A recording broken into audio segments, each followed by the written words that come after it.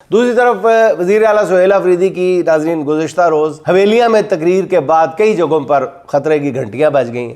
وزیر اعلیٰ سہیل آفریدی کے ضمنی الیکشن کے دوران سرکاری ڈیوٹی انجام دینے والوں سے متعلق جو ریمارکس ہیں، الیکشن کمیشن اس کے بعد متحرک ہو گیا۔ لیکن ذرا غور کیجیے گا، میں آگے جا کے آپ کی خدمت میں عرض کرتا ہوں۔ الیکشن کمیشن نے سہیل آفریدی کو کل طلب کر لیا، جرم بھی بتاتا ہوں، ساتھ ہی ضمنی الیکشن کے موقع پہ فوج طلب کر لی گئی ہے۔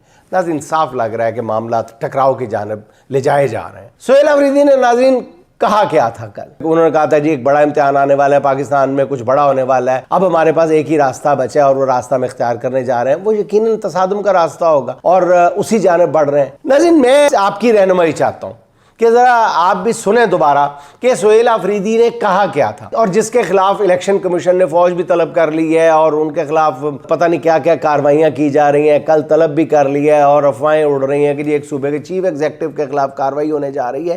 لیکن پھر میرا سوال ہے کہ سہیل آفریدی نے کہا کیا تھا؟ سہیل آفریدی نے کہا تھا کہ میرے دفتر سے یا میری طرف سے کسی سرکاری دفتر کو دھاندلی کے حوالے سے یا الیکشن کے حوالے سے، الیکشن میں مداخلت کے حوالے سے کوئی ایک سنگل کال بھی گئی ہے؟ کتنا اچھا سوال، کتنا اعتماد سے انہوں نے پوچھا کہ کوئی ایک کال بھی گئی ہے میری طرف سے یا میرے دفتر کے کسی بندے کی جانب سے مداخلت کے لیے، آپ کے کام میں مداخلت کی ہو ہم نے؟ کوئی ایک بتا دے۔ انہوں نے کہا نہیں۔ پھر انہوں نے کہا کہ جناب جب ہماری طرف سے مداخلت نہیں ہوئی، جب ہماری طرف سے دھاندلی کی کوئی تیاری نہیں ہے تو آپ لوگ بھی دھاندلی نہ کیجیے گا۔ یہ ناظرین آئین اور قانون کے عین مطابق بات کی ہے انہوں نے کہ جب ہم مداخلت نہیں کر رہے، جب ہم دھاندلی کی تیاری نہیں کر رہے، جب ہم دھاندلی کا ارادہ نہیں رکھتے تو کوئی دوسرا بھی نہ رکھے، کوئی دوسرا بھی یہ حق نہیں رکھتا۔ یہ اتنی سی بات کی ہے۔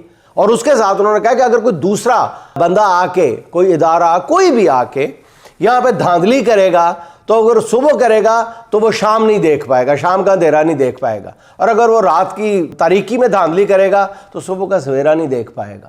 مجھے ناظرین بتائیں کہ کون سی غیر قانونی بات ہے؟ یعنی وہ کہہ رہے ہیں کہ دھاندلی کرو گے تو پھر اگلی دھمکی تو بعد میں آتی ہے نا۔ اس کا مطلب ہے دھاندلی کا ارادہ آپ کر چکے ہیں۔